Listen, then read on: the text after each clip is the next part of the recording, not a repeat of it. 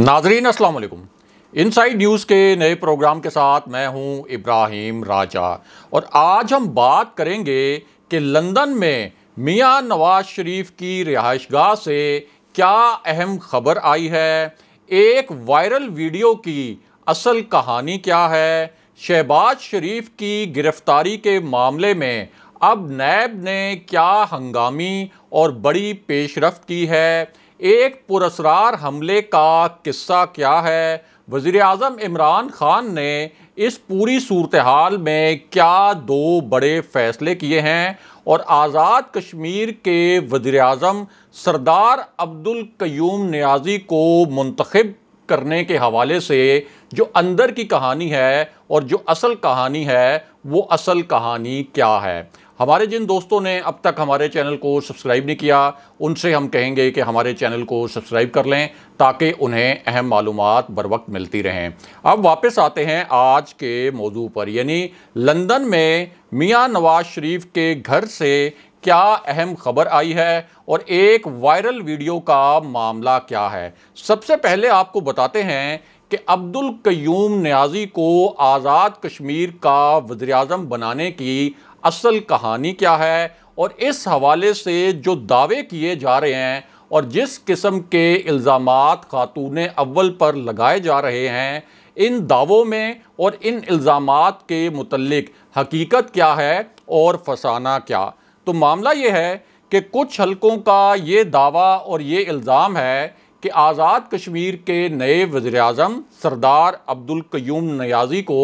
किसी जादू टोने या किसी हिसाब किताब की वजह से आज़ाद कश्मीर का नया वज़ीर आज़म मुंतखब किया गया, क्योंकि कभी इम्कान ये था कि आज़ाद कश्मीर की वज़ारत उज़्मा के लिए सरदार तनवीर इलियास या बैरिस्टर सुल्तान महमूद सबसे ताकतवर उम्मीदवार हैं और यही दो उम्मीदवार सबसे ज़्यादा फेवरेट भी करार दिए जा रहे थे। अब ये कहा जा रहा है कि खातून अव्वल ने कोई ऐसा हिसाब किताब लगाया जिसकी वजह से अब्दुल क़य्यूम नियाज़ी को आज़ाद कश्मीर का वज़ीर आज़म बनाने का फ़ैसला किया गया। ये कुछ हलकों का इल्ज़ाम है। इस इल्ज़ाम के पीछे असल कहानी क्या है वो आपके सामने रखते हैं और साथ ही आपको ये भी बताते हैं कि अब्दुल क़य्यूम नियाज़ी असल में कौन है। पहले तो आपको ये बताते हैं कि सरदार अब्दुल क़य्यूम नियाज़ी का ताल्लुक़ लाइन ऑफ कंट्रोल पर वाक़े एक जो गांव है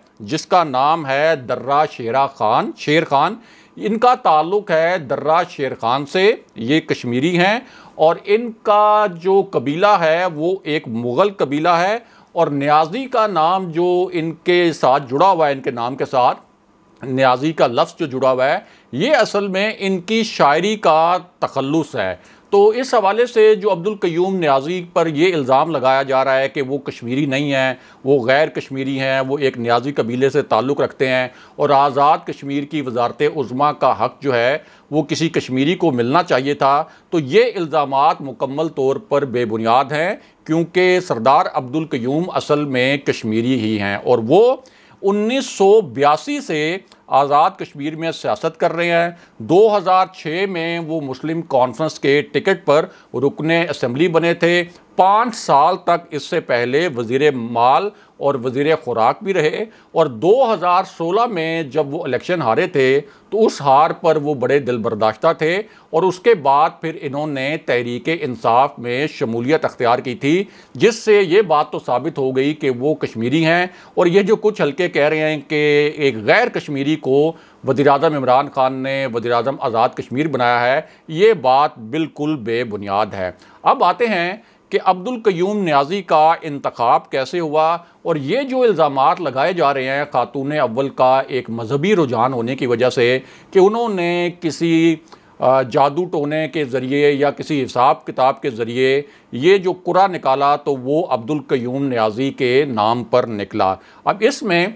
हकीकत क्या है और असल कहानी क्या है वो आपको बताते हैं और साथ ही मुख्तसरन ये भी बताते हैं कि शहबाज शरीफ की गिरफ़्तारी के मामले में जो बड़ी पेशरफ्त हुई है उस मामले का असल बैकग्राउंड क्या है। तो मामला ये है कि नैब ने शहबाज शरीफ के ख़िलाफ़ अब एक और एक्शन लिया है। शहबाज शरीफ के ख़िलाफ़ जो पहले केसेस थे ان میں بڑے ہی ایک مخصوص حالات میں، بڑے پراسرار حالات میں شہباز شریف کو ضمانت ملی تھی، لیکن اب نیب نے شہباز شریف کے خلاف ایک اور بڑی انکوائری کھولی ہے، اور اس انکوائری کا باضابطہ اعلان بھی کیا گیا ہے، ایک سٹیٹمنٹ بھی جاری کیا گیا ہے۔ اور نیب کا کہنا یہ ہے کہ شہباز شریف جب وزیر اعلیٰ تھے تو اس وقت انہوں نے اور اپنے کچھ ساتھیوں کے ساتھ مل کر اپنے اختیارات کا ناجائز استعمال کرتے ہوئے بہاولپور میں 14,400 کنال اراضی غیر قانونی طور پر منتقل کی۔ اس حوالے سے نیب کے پاس شواہد بھی موجود ہیں،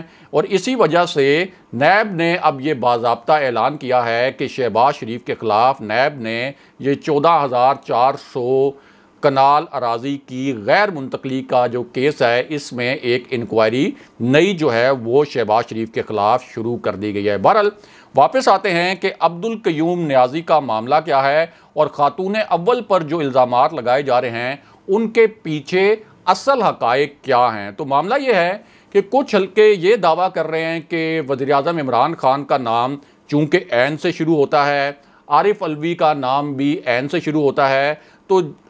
خاتون اول نے یہ فیصلہ کیا تھا کہ عارف علوی کو صدر بنایا جائے۔ اس کے بعد کچھ حلقے اس طرح کی نامناسب باتیں بھی کرتے ہیں اور اس طرح کے الزامات بھی لگاتے ہیں کہ چونکہ عثمان بزدار کا نام بھی عین سے شروع ہوتا ہے تو عثمان بزدار کو وزیر اعلیٰ پنجاب بنوانے کا فیصلہ بھی خاتون اول کا تھا،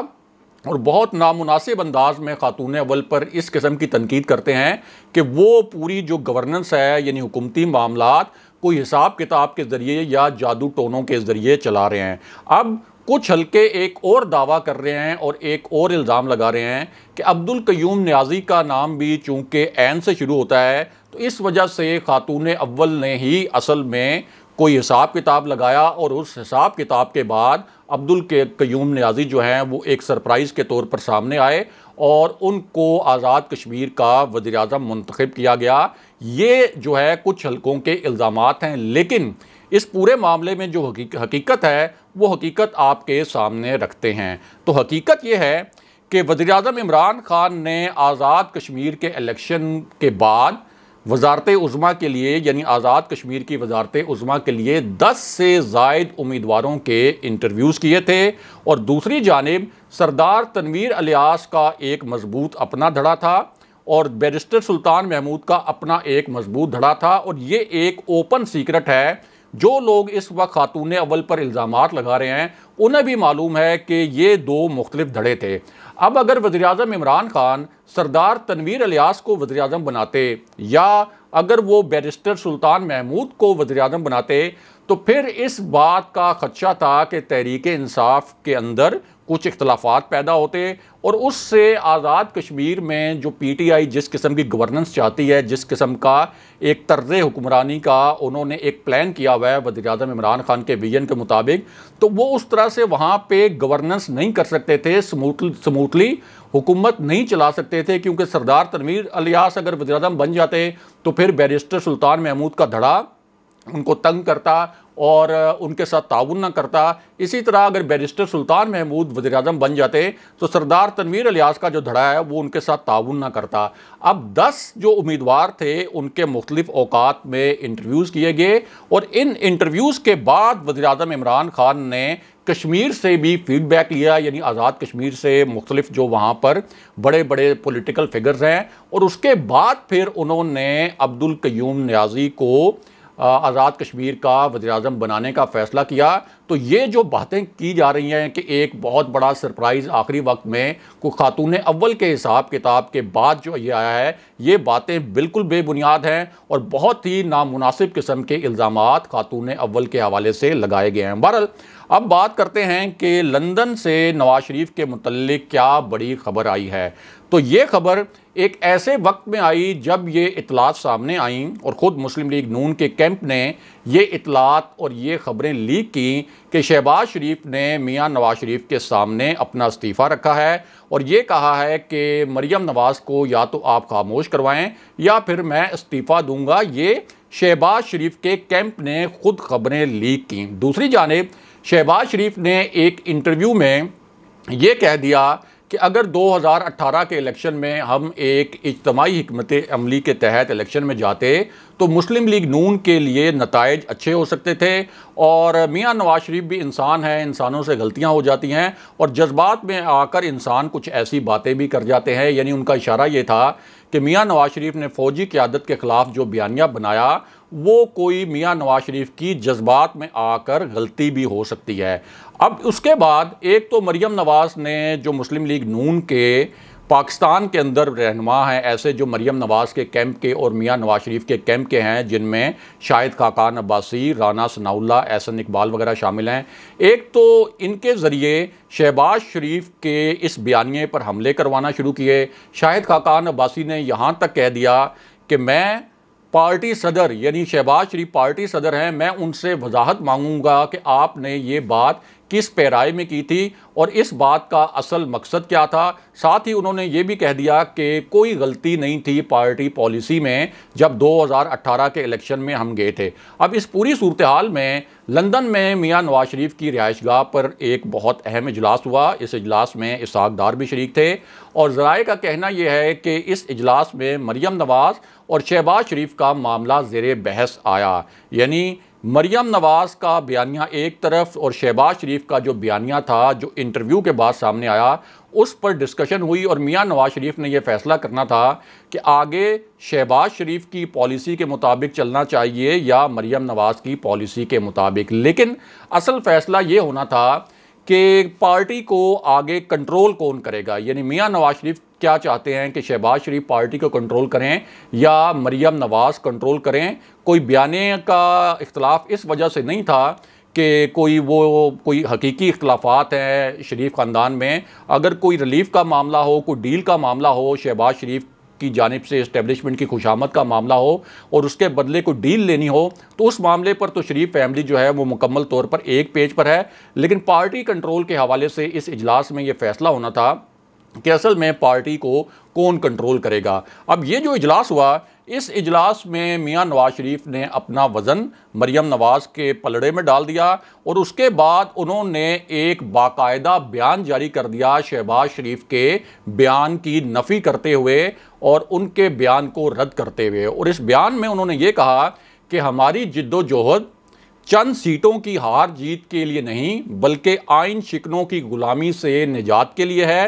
اپنی عزت نفس پر سمجھوتا کیے بغیر تاریخ کی درست سمت میں کھڑے نظر آنے کے لیے ہے۔ مسلم لیگ نون اور عوام کے درمیان خلیج ڈالنے کی کوئی کوشش کامیاب نہیں ہوگی۔ یعنی شہباز شریف نے جو بیان دیا تھا، جو انٹرویو دیا تھا کہ ہم اگر بہتر پالیسی کے ساتھ جاتے 2018 کے الیکشن میں، یعنی مفاہمتی پالیسی کے تحت جاتے تو ہمیں بہتر نتائج ملتے، اس بیان کے جواب میں میاں نواز شریف نے باقاعدہ ایک سٹیٹمنٹ جو ہے وہ جاری کیا۔ دوسری جانب مریم نواز نے کیا کیا؟ مریم نواز نے یہ کیا کہ شہباز شریف کے انٹرویو کے بعد 2 دن بھی انتظار نہیں کیا، اور انہوں نے ایک ٹویٹ کر دیا کہ تا حیات قائد میاں نواز شریف کی تصویر بھی لگا دی، اور ساتھ ہی یہ بھی کہا کہ 2018 کے الیکشن میں جو ہمیں سیٹس ملیں وہ مزاحمتی بیانیے کی وجہ سے ملیں۔ یعنی انہوں نے بھی ایک طرح سے شہباز شریف کا یہ جو بیانیہ تھا اس پر اپنے سوشل میڈیا سیل کے ذریعے بھی اور اپنے ٹویٹر اکاؤنٹ کے ذریعے بھی حملہ کیا۔ اس کے ساتھ ساتھ وہ یہ بھی کہتی رہیں کہ میں نے عاصم سلیم باجوہ سے رسیدیں مانگیں بار بار اپنی تقریروں میں، اپنی پریس کانفرنسز کے دوران، اور اسی وجہ سے عاصم سلیم باجوہ کو استعفیٰ بھی دینا پڑا۔ بہرحال اب واپس آتے ہیں کہ ایک وائرل ویڈیو کا معاملہ کیا ہے اور وزیراعظم عمران خان نے اس پوری صورتحال میں کیا بڑا ایکشن لیا ہے۔ تو معاملہ یہ ہے